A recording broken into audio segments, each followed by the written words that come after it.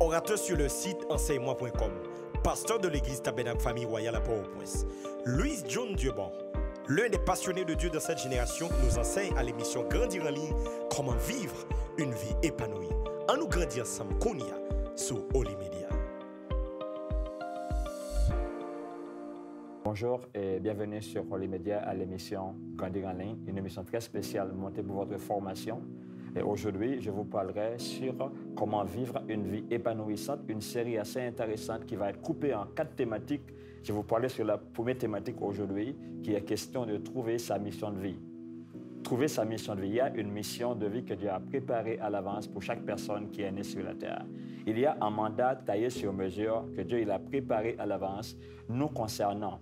Et en dehors de cette mission-là, tout ce qu'on va accomplir dans la vie, si on n'arrive pas à entrer dans cette mission-là, et sa vie est passée à côté de sa destinée, on va connaître une vie bousillée, une vie cassée et démantelée.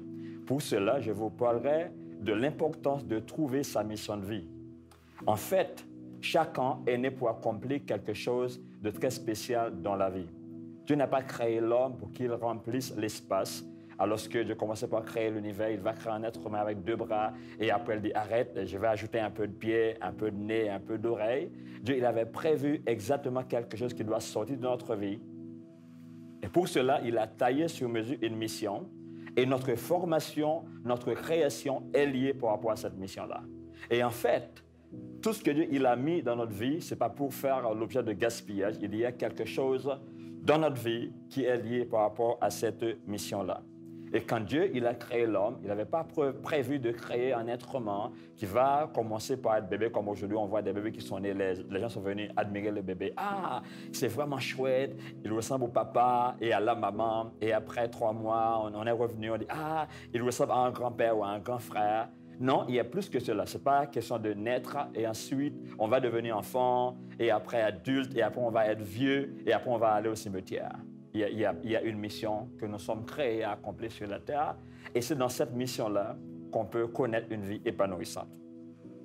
Il y a quelque chose pour laquelle Dieu nous a créés avant la fondation du monde. Et on doit trouver cette chose-là et entrer dans cette chose-là. Et j'avais dit, aucune personne est née pour être un numéro sur la terre. Je suis la 13e personne, la 4e personne, la 233e personne. Non, chaque personne est unique avec un mandat et un but unique qu'il doit accomplir sur la terre. Dieu n'était pas en train de faire un essai, en train de créer l'homme. Dieu savait au préalable qu'est-ce qu'il voulait de nous.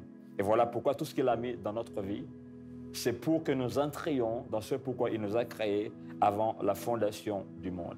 Peu importe le nom de nos parents, l'endroit où nous sommes nés, le coin géographique d'où nous sommes sortis, alors que tous les êtres humains sont nés à partir de Genèse 1, le verset 26. Dieu a dit, faisons les hommes à notre image et selon notre ressemblance et qu'ils dominent. Avant cette déclaration, aucun être humain n'était pas là pour balader sur la terre. Et c'est là que tous les hommes sont nés en Genèse 1, le verset 26. Et qu'ils dominent. Alors que les êtres humains, c'est au pluriel. Dieu a dit, faisons les êtres humains. Dans cette déclaration, Dieu, il n'était pas allé avec le dos de la cuillère pour expliquer son intention pour tous les êtres humains. Faisons les êtres humains et qu'ils dominent. L'homme, il est créé pour dominer. Il nous faut une bonne compréhension par rapport à cela. Comment trouver cette mission et comment l'accomplir. Et comment vivre cette vie épanouissante, c'est entrer dans la mission de vie que Dieu a préparée pour nous. Comme on dit en anglais, the right belief leads to the right living. Cela veut dire la compréhension, la croyance va jouer un rôle prépondérant dans notre réalisation. Quelqu'un a dit, notre pensée est là pour affecter notre croyance va affecter notre attitude va affecter notre comportement, et notre comportement va affecter notre performance et cela va construire la vie de rêve que nous rêvons tous à vivre sur la terre. Il y a une connexion entre la pensée, la croyance, l'attitude, le comportement et la performance pour vivre la vie qu'on rêve vivre sur la terre. Qu'est-ce que le diable a voulu faire Quelqu'un a dit qu'il est un menteur, il est un voleur, il est venu voler notre foyer, notre mariage, notre finance et tout ça là. Et en fait, quand un voleur va voler quelque chose, il va faire quoi avec? Si quelqu'un va venir voler mon portable, il sait qu'il va vendre cela pour avoir quelques petits sous-bricolés. Alors que si le diable est venu dans ma vie, il vole ma famille. Il va faire quoi avec ma famille? Et en fait, le diable n'est pas venu voler notre famille, notre finance. Il va attaquer notre façon de penser pour nous faire plonger dans l'auto-sabotage.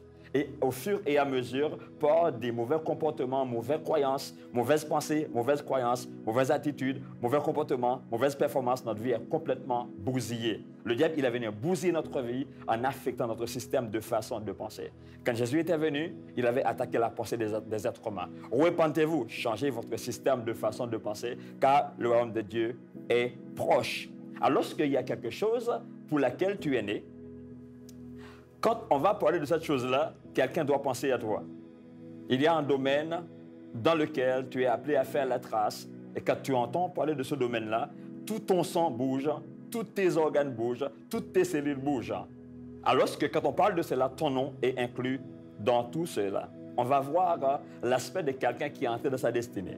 Il est comme un poisson qui est dans l'eau. Quand un poisson il est dans l'eau, il est confortable, il nage, aucun problème là. Mais quand on le retire de l'eau, qu'est-ce qui va arriver? Il va sauter très haut, avec beaucoup de fougue.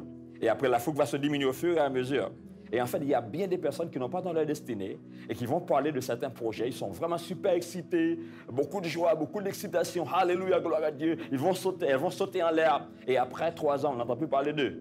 Ce sont des gens qui n'ont pas encore entré dans leur destinée. Quand on trouve sa destinée, on est stable, on est constant et on va jusqu'au bout. On va lire Éphésiens 2, le verset 10. Car nous sommes son ouvrage, ayant été créés en Christ pour de bonnes œuvres que Dieu il a préparées à l'avance afin que nous les pratiquions. Il y a une loi qui s'impose, qui s'appelle la loi de la responsabilité. Qu'est-ce que veut dire cette loi? Chacun doit jouer son rôle et l'affaire va marcher. Et en fait, Dieu il avait pour mandat de créer ou de préparer notre mission, notre mandat de vie. Il l'a déjà préparé avant la fondation du monde. Notre responsabilité est de découvrir cette mission, découvrir ce mandat et de l'accomplir et d'entrer dedans. Alors que Dieu il a fait sa part, il revient à nous de faire notre part afin de vivre une vie épanouissante sur toute la ligne. Nous sommes son ouvrage et a été créé en Christ pour de bonnes œuvres au pluriel que Dieu il a préparées à l'avance. En Psaume 23, le verset 1 au verset 3. Il me conduit dans les sentiers, c'est au pluriel, dans certaines traductions, dans les sentiers. Il y a plusieurs sentiers dans lesquels Dieu nous conduit, mais il y a un sentier qui nous colle à la peau, il y a un domaine qui nous colle à la peau, et quand on parle de ce domaine-là, alors qu'on se sent bien, on est épanoui, on est accompli, on a sauté de joie parce que ce domaine-là, il est taillé sur mesure par rapport à notre existence, par rapport à notre préparation. Notre présence sur la terre est comme la présence de quelqu'un dans une entreprise. Quand on a trouvé un boulot, on ne va pas vous donner le salaire. On dit vous allez être payé $3 000 américains par mois, mais on vous dit quelle va être ta responsabilité dans ce boulot-là. Tu vas accomplir quoi? Tu es là pour faire quoi? Quel est votre rôle ici? Alors que ta rémunération est dans ce que tu fais. Bien des personnes servent Dieu, espèrent avoir beaucoup de choses, une vie épanouissante, une vie accomplie, une grande maison, un peu de voyage sans tenir compte de leurs responsabilités. Ta rémunération est dans ce que tu fais. Ta rémunération est dans ta mission de vie. Pour être heureux dans la vie, épanoui et accompli, il faut qu'on trouve sa mission de vie. Ta rémunération est liée à ce que Dieu t'appelle à faire dans la vie. Un camion, par exemple, possède des pneus pourris, des pneus mal montés, des pneus bizarres, des lumières, des lampes un peu à l'envers. Est-ce que le camion va pleurer pour dire voilà, change les pneus, et change les pneus, change les lumières, et change la couleur? Non. Alors que le camion est né pour accomplir quelque chose, le propriétaire du camion, parce qu'il sait pourquoi le camion a été créé, il va pourvoir au camion ce dont il a besoin pour qu'il accomplisse ce pourquoi il a été créé. Et en fait, Dieu savait pourquoi il m'a créé, pourquoi il t'avait créé, pourquoi il t'avait placé en Haïti, à la Jamaïque, au Canada et en Afrique. Pourquoi il t'avait placé là où tu es placé, à la campagne, à Port-au-Prince? Alors qu'il y avait une raison fondamentale pour laquelle Dieu t'a mis là où tu es placé, là, pour accomplir quelque chose qui est dans son cœur. En dehors de cela, tu es frustré, tu es cassé, tu es démantelé, tu es disloqué, tu es faible, tu n'as pas de vie. Tu vas te lever un matin sans aucune force pour quitter son lit. Bien de personnes se lèvent un matin avec beaucoup de découragement. Ils sont délabrés, ils sont cassés, ils vont se lever. Ah, une autre journée comme celle d'hier. Ah, une autre journée journée encore, le pays est bizarre, et la politique est pourrie, tout ça là. Et après-demain, ils vont se lever encore avec les mêmes problèmes. Et là, quelqu'un doit se lever en but. Pourquoi je me lève ce matin? Avec quel mandat? Qui va impacter par moi? Qui je vais impacter? Qui je vais transformer? Qui je vais toucher? Alors que quand tu te lèves avec cette mentalité-là, cette compréhension-là, Dieu va pouvoir, alléluia, tout ce dont tu as besoin pour accomplir ta destinée. Ta rémunération est dans ce que Dieu t'appelle à accomplir sur la terre. Et là, quand on comprend cela, la guérison devient normale. Alors comment est-ce qu'on va accomplir son mandat si on est malade? Alors comment est-ce qu'on va accomplir son mandat si on est pauvre? Comment est-ce qu'on va accomplir sa destinée si on n'a pas de sous pour aller à l'école? Quand on priorise son mandat, on priorise sa destinée, on priorise sa mission de vie, tout est devenu une normalité dans ta vie. La prospérité, une bonne maison et un bon mariage, avoir des enfants et partir en vacances, tout prendra place parce que tu es né pour accomplir quelque chose. Je vous donne l'exemple d'un camion. Il va avoir tout ce dont il a besoin, avec des pneus intéressants, avec des lumières peu gentilles, parce que le camion est né pour porter des tonnes de fer vers Wanamet ou vers Port-de-Paix ou je ne sais quoi, parce qu'il y avait une mission taillée sur mesure pour le camion. Alors qu'aujourd'hui, j'aimerais vraiment renforcer cela par rapport à la rémunération. Ta rémunération à tout le niveau est dans ce que tu fais. Comment est-ce que je veux que Dieu rémunère mon mariage? Qu'est-ce que je fais dans mon mariage? Comment est-ce que je fais pour que Dieu rémunère ma santé? Qu'est-ce que je fais dans ma santé? Tout est lié par des lois spirituelles. Tout est connecté à des lois spirituelles. Les choses matérielles sont liées à des lois naturelles. Et les choses spirituelles sont liées à des lois spirituelles. Alors que la rémunération par rapport à n'importe quel domaine, par rapport à n'importe quoi, est liée par rapport à ma mission de vie. On n'est pas devenu célèbre parce qu'on est gentil, on se lève en matin et là on est souriant, on sourit à tout le monde et là on est devenu célèbre, son nom est exposé, on est en hit monumental parce qu'on est souriant. On est devenu célèbre parce qu'on a découvert une mission de vie. On se donne à cette mission et on s'engage, on se bat noir et bleu pour accomplir la mission. Ce que tu fais fera la place pour toi.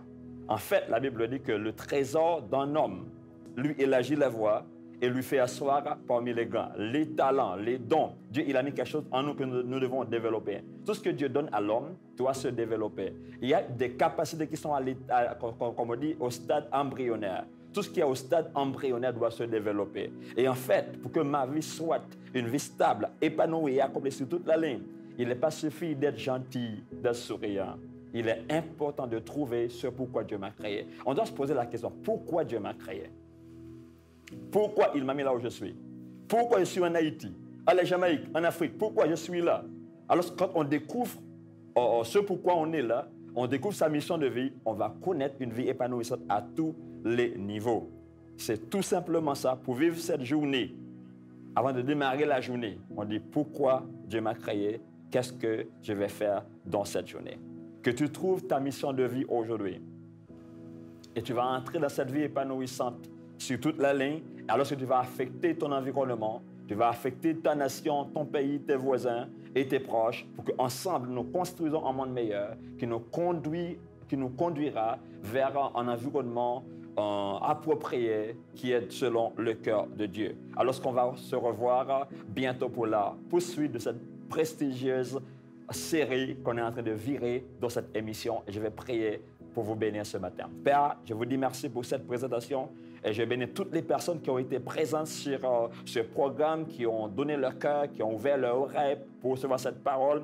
Je prie à ce qu'elles découvrent leur mission de vie, à ce qu'elles découvrent leur mandat, à ce qu'elles découvrent leur destinée, pour qu'elles accomplissent ce pourquoi elles ont été créées. Personne n'est né pour accompagner les autres.